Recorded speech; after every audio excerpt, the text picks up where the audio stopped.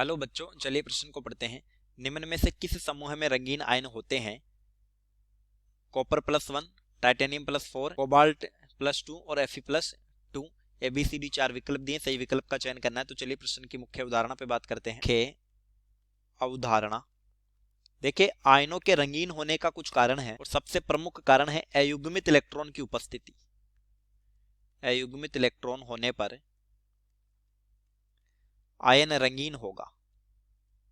Ion रंगीन होगा।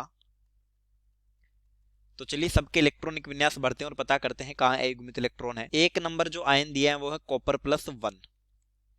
तो देखिए, कॉपर का जो इलेक्ट्रॉनिक विन्यास होता है मूल अवस्था में वो होता है 3d10 4s1।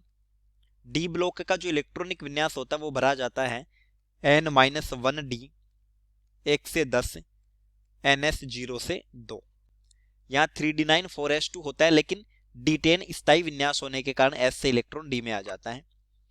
तो फिर कॉपर +1 में जो होगा वो हो जाएगा 3d10, यानी यहाँ पर अयुग्मित इलेक्ट्रॉन नहीं है। अयुग्मित इलेक्ट्रॉन नहीं। d में 5 कक्षक होते हैं और हर कक्षक में 2 इलेक्ट्रॉन है। 2 नंबर है टाइटेनियम +4। टाइटेनियम +4 का जो इलेक्ट्रॉनिक विन्यास भरेंगे, देखिए टाइटेनियम का होता है मूल अवस्था में 3d2 4s2, यानी परमाणु क्रमांक 22 होता है।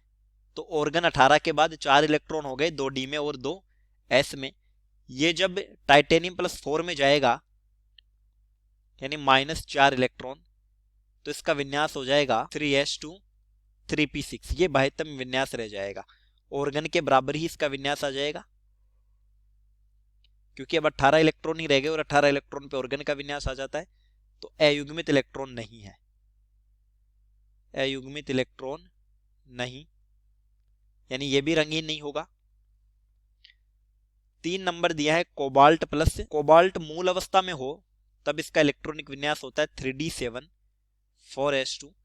अगर हम बात करें कोबाल्ट +2 की, तो 2 इलेक्ट्रॉन चले जाएंगे s से और ये बन जाएगा 3d7। इलेक्ट्रॉन पहले बाह्यतम कोश से निकाले जाते हैं। 3d7 का मतलब अयुग्मित इलेक्ट्रॉन होंगे, क्योंकि 5d कक्षक है। पहले एक एक करके इलेक्ट्रॉन भरे जाते हैं, फिर इनको युग्मित किया जाता है। तो ये 6 और ये 7 इलेक्ट्रॉन हो गए। अभी भी 3 क्या है? अयुग्मित इलेक्ट्रॉन। 3 अयुग्मित इलेक्ट्रॉन। अयुग्मित इलेक्ट्रॉन अतः रंगीन आयन है, रंगीन। और चौथा दिया है Fe+2। तो देखिए Fe का जो इलेक्ट्रॉनिक विन्यास होता है वो होता है 3d6 4s2। Fe+2 बाह्यतम कोश से 2 इलेक्ट्रॉन चले जाएंगे, तो ये रह गया 3d6। यहां पर भी अयुग्मित इलेक्ट्रॉन होंगे। पहले एक एक इलेक्ट्रॉन भरते हैं।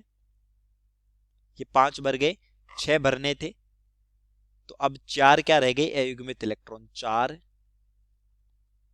अयुग्मित इलेक्ट्रॉन, यानी ये भी क्या होगा? रंगीन होगा। 3 और 4 आयन रंगीन है और 1 और 2 नंबर पर आयन रंगहीन है। तो सही विकल्प हो जाएगा बी। उत्तर बी। चलिए, उम्मीद करता हूं प्रश्न समझ आया होगा। धन्यवाद।